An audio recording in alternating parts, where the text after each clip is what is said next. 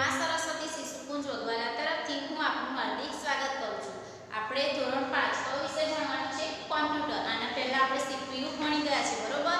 આપણી ટેક્સ્ટ બુકમાં આપણને ચેપ્ટર આપ્યું છે, તમને બીજું હતું સીપીયુ, અને હવે આપણે ત્રીજું ચેપ્ટર જોવાનું છે જેનું નામ છે સ્ટોરેજ અને સંગ્રહ। સ્ટોરેજ એટલે કે સ્ટોર કરવો, સંગ્રહ કરવો। આ ઇંગ્લિશ શબ્દ છે સ્ટોરેજ અને એનો ગુજરાતી છે સંગ્રહ। તો એમાં શું શું હોઈ શકે? તો કે ડેટા, પ્રોગ્રામ અને માહિતીનો સંગ્રહ એ કોમ્પ્યુટરમાં થાય છે, બરોબર। એમાં એ અતિ મહત્વના કાર્યક્રમોનું એક એકમ છે, એક છે કાર્યોનું। કોમ્પ્યુટર તેની મેમરીમાં ઘણા બધા મોટા જથ્થામાં ડેટાનો સંગ્રહ કરે છે। આ ડેટા લખાણ, ચિત્ર કે ધ્વનિના રૂપમાં પણ હોઈ શકે છે, બરોબર। તો કોમ્પ્યુટરમાં બે પ્રકારના સંગ્રહ સ્થાન છે। કયું કયું? તો કે પ્રાઇમરી મેમરી અને સેકન્ડરી મેમરી। કેવી છે? સ્ટોરેજ, એમાં બે પ્રકારની મેમરી છે। પહેલી છે પ્રાઇમરી મેમરી,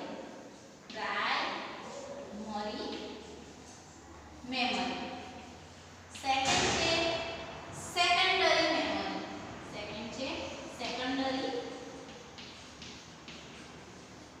મેમરી, બરોબર છે।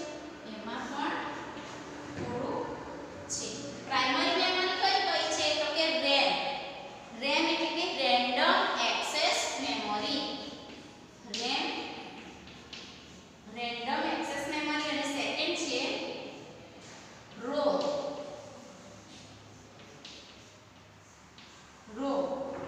Read only memory. હવે સેકન્ડરી મેમરીમાં શું શું આવે છે? તો કે હાર્ડ ડિસ્ક, પહેલું છે હાર્ડ ડિસ્ક, સેકન્ડ છે સીડી, થર્ડ છે ડીવીડી અને ફોર્થ નંબર છે USB flash drive, USB flash drive, બરોબર છે। કઈ મેમરી છે? બે સ્ટોરેજમાં બે મુખ્ય મેમરી છે, પ્રાઇમરી મેમરી અને સેકન્ડરી મેમરી। એમાં પ્રાઇમરી મેમરીમાં શું છે? રેમ અને રોમ, રેન્ડમ એક્સેસ મેમરી અને રીડ ઓન્લી મેમરી। સેકન્ડરી મેમરીમાં કેટલા પાર્ટ છે? 4, હાર્ડ ડિસ્ક, સીડી, ડીવીડી અને યુએસબી ફ્લેશ ડ્રાઈવ, બરોબર છે। પહેલું છે રેન્ડમ મેમરી, સેકન્ડ છે રોમ, સેકન્ડરી મેમરીમાં 4 છે, hard disk, CD, DVD, USB, બરોબર। તો આના વિશે આપણે વધારે ડિટેલ આપણી ટેક્સ્ટ બુકમાં આપેલી છે તે જોઈએ। તો જો વિદ્યાર્થી મિત્રો, આપણું ચેપ્ટર છે સ્ટોરેજ, સંગ્રહ, બરોબર। એમાં આપણે જોઈ ગયા કે પ્રાઇમરી મેમરી અને સેકન્ડરી મેમરી। તો હવે ડિટેલમાં આપણે શું જોવાનું છે? Primary memory. તો કે પ્રાઇમરી મેમરી એટલે શું? તો પ્રાઇમરી મેમરીને મેઇન મેમરી અથવા ઇન્ટરનલ મેમરી તરીકે ઓળખવામાં આવે છે અથવા ઓળખાય છે। તો આપણે આ બે નીચે લીટી કરી દઈશું કે મેમરી, મેઇન મેમરી અને ઇન્ટરનલ મેમરી। પ્રાઇમરી મેમરીને પૂછવામાં આવે તમને ક્વેશ્ચન કે પ્રાઇમરી મેમરીને કયા નામથી ઓળખવામાં આવે છે? તો કે મેઇન મેમરી અથવા ઇન્ટરનલ મેમરી તરીકે ઓળખાય છે। પ્રાઇમરી મેમરીના બે પ્રકાર છે, બરોબર। પ્રાઇમરી મેમરીના બે પ્રકાર છે, આપણે જોઈ ગયા ઉપર। રેમ અને રોમ એટલે કે રેન્ડમ એક્સેસ મેમરી, રોમ એટલે કે રીડ ઓન્લી મેમરી। હવે આપણે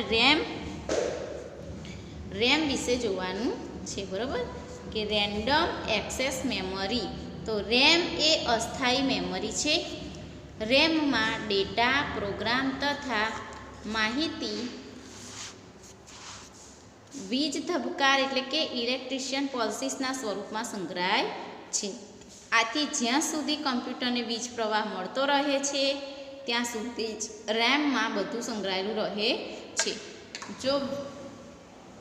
જો વીજ પ્રવાહ ક્ષણિક બંધ થઈ જાય અથવા તો તમે ભૂલથી કોમ્પ્યુટર બંધ કરી દો તો તમે રેમમાં સંગ્રહ થયેલો ડેટા ગુમાવશો। વીજ પ્રવાહ ફરી ચાલુ થાય અથવા તો તમે ફરીથી કમ્પ્યુટર ચાલુ કરો તો પણ ગુમાવેલો ડેટા ફરી મેળવી શકાતો નથી। આમ રેમ એ અસ્થાયી મેમરી છે। જો રેમમાં તમે કશું લખતા હોય અને લાઇટ જાય તો તમારું જે સંગ્રહ કરેલું એટલે કે લખેલું હોય છે એ બધું જ જતું રહે છે, તમારે નવેસરથી ફરું લખવું પડે છે. એટલે કે આ રેમ મેમરીમાં સંગ્રહ થતો નથી. જો લાઇટ જતી રહે તો એમાંથી બધું પાછું નવેસરથી તમારે એડ કરવું પડે છે. તો હવે બીજી છે રેમ. એનું જોઈ લીધું. હવે જોઈએ કે રેમમાં માહિતી સંગ્રહ માટે બીટ્સ એટલે કે બાઇનરી ડિજિટ્સ 0 કે 1નો ઉપયોગ થાય છે. તમને એવું પૂછવામાં આવે કે બીટ્સને શું કહેવાય, તો બાઇનરી ડિજિટ્સ. બીટ્સ એટલે બાઇનરી ડિજિટ્સ, બરાબર છે. આમ બીટ્સમાં માત્ર 2 અંકો હોય છે, 0 અથવા 1.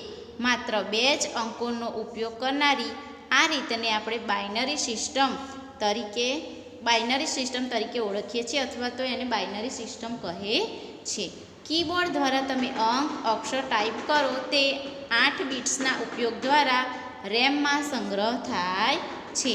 8 બીટ્સના સમૂહને શું કહેવાય છે, બાઇટ કહે છે. તો તમારે અહીંયા લીટી દોરી દેવાની છે કે 8 બીટ્સના સમૂહને બાઇટ્સ કહે છે.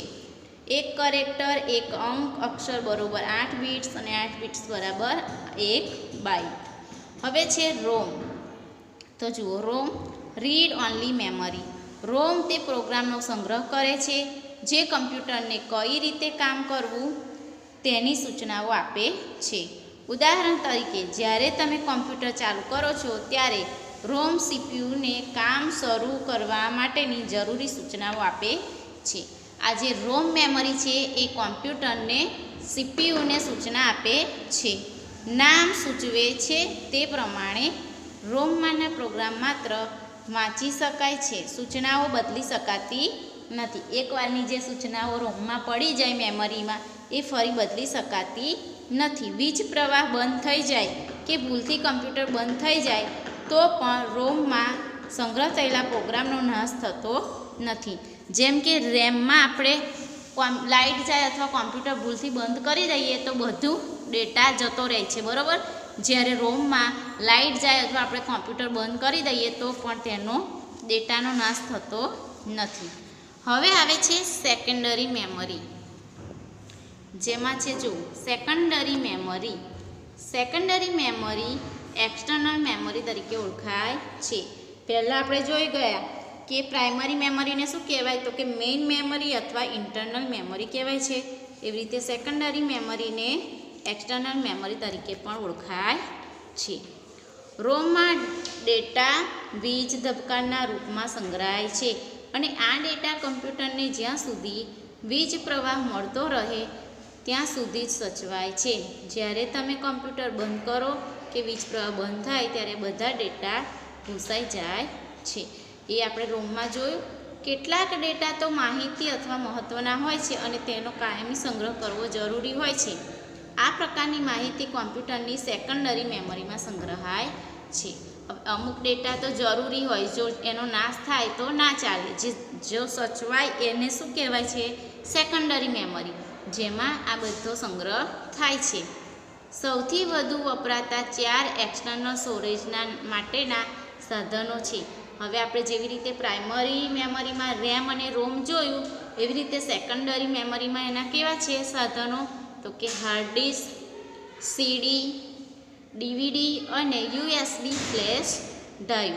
તો પહેલું આપણે જોઈશું હાર્ડ ડિસ્ક. હાર્ડ ડિસ્ક એ નાની ચુંબકીય ડિસ્ક છે જેને હાર્ડ ડ્રાઈવ તરીકે ઓળખાતા બોક્સમાં રખાય છે. હાર્ડ ડિસ્ક ડ્રાઈવ સીપીયુ બોક્સમાં મૂકવામાં આવે છે. હાર્ડ ડિસ્ક ડ્રાઈવને કેમ મૂકવામાં આવે છે, તો કે સીપીયુ બોક્સમાં મૂકવામાં આવે છે. કમ્પ્યુટર હાર્ડ ડિસ્ક પરનું લખાણ વાંચી શકે છે અને તેના પર લખી પણ શકે છે. આ આપણે જોયું હાર્ડ ડિસ્ક, બરાબર છે. તો જુઓ, આપણે હાર્ડ ડિસ્ક જોયું, બરાબર છે. તો અહીંયા આપણને આપેલું છે, જુઓ ચિત્ર તમને દેખાય છે, એમાં બધું લખેલું છે ચિત્ર પ્રમાણે. હવે હાર્ડ ડિસ્ક તેના ચુંબકીય વિસ્તાર પર બધી માહિતીનો સંગ્રહ કરે છે. એનો જે ચુંબકીય વિસ્તાર હોય છે એના પર બધો સંગ્રહ કરે છે. આથી કમ્પ્યુટર બંધ કરીએ અથવા વીજ પ્રવાહ બંધ થાય તો પણ હાર્ડ ડિસ્કમાં સંગ્રહાયેલી માહિતી ભૂંસાતી નથી. આથી હાર્ડ ડિસ્ક એ સ્થાયી સ્ટોરેજ ડિવાઇસ છે. કેવી ડિવાઇસ છે? હાર્ડ ડિસ્ક એ સ્થાયી સ્ટોરેજ ડિવાઇસ છે. બરાબર. આમાં માહિતીનો સંગ્રહ કાયમી થાય છે. જો લાઇટ જતી રહે અથવા કોમ્પ્યુટર બંધ થઈ જાય તો પણ આમાં સંગ્રહ થાય છે. હવે આપણે આગળ જોઈએ. નેક્સ્ટ છે સીડી. બરાબર.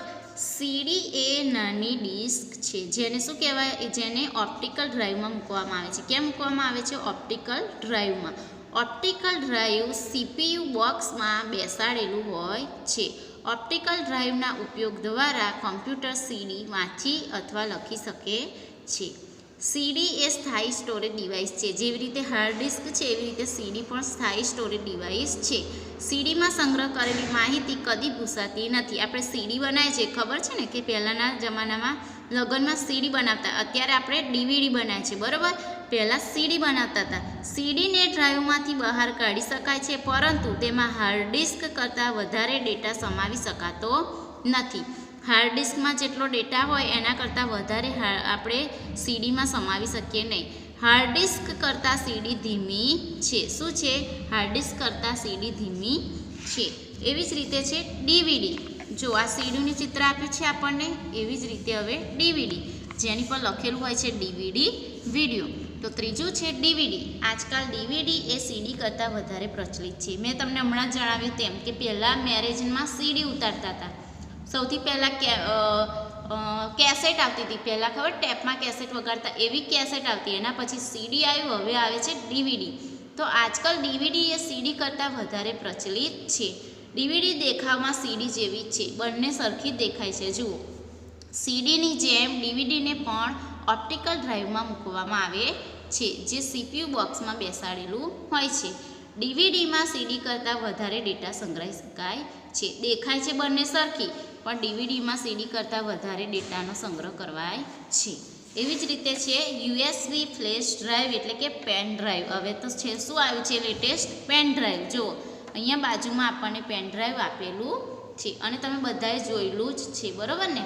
તો જુઓ, યુએસબી ફ્લેશ ડ્રાઈવ એ ઘણું નાનું સ્ટોરેજ માટેનું સાધન છે. દેખાય છે નાનું અમથું, પણ એમાં કેટલો બધો સંગ્રહ થાય છે. તમે ગીતો ડાઉનલોડ કરી શકો છો, પીડીએફ, બધી આપણી જે માહિતી, ડેટા જે આપણે સંગ્રહ કરવો એ કરી શકીએ છીએ. ફ્લેશ ડ્રાઈવ એ ઘણું નાનું સ્ટોરેજ માટેનું સાધન છે, જેને તમે સહેલાઈથી તમારા ખિસ્સામાં મૂકીને લઈ જઈ શકો છો. પેન ડ્રાઈવ કેટલું નાનું છે, આપણે ખિસ્સામાં મૂકીને પણ લઈ જઈ શકીએ છીએ. તે વધારે નાનું, ઝડપી અને વધારે ડેટા સંગ્રહ કરી શકે છે. સીડી અને ડીવીડી કરતાં પણ પેન ડ્રાઈવમાં ડેટાનો સંગ્રહ વધારે થાય છે. યુએસબી ડ્રાઈવ સાથે તેને કોઈ પણ કોમ્પ્યુટરમાં વાપરી શકાય છે. આપણે આ પેન ડ્રાઈવ ગમે તે કોમ્પ્યુટરમાં નાખી શકીએ છીએ. તો જો વિદ્યાર્થી મિત્રો, આજે આપણે પ્રાઇમરી મેમરી અને સેકન્ડરી મેમરી જોઈ. પ્રાઇમરી મેમરીમાં રેમ અને રોમ, અને સેકન્ડ મેમરીમાં હાર્ડ ડિસ્ક, સીડી, ડીવીડી અને યુએસબી વિશે આપણે જોયું. તો યુએસબી એ શું છે? Pen drive. બરાબર. તો આજે તમને મેં સમજ આપી, એમાં તમને સમજણ પડી હશે. તમારી સાથે સાથે ટેક્સ્ટ બુક લઈને બેસવાનું છે, જેથી તમે જે રીતે વિડીયો ચાલુ થાય એ રીતે તમારે ટેક્સ્ટ બુકમાં આગળ જોતા જવાનું છે, એટલે તમને વધારે સમજ પડશે. Thank you.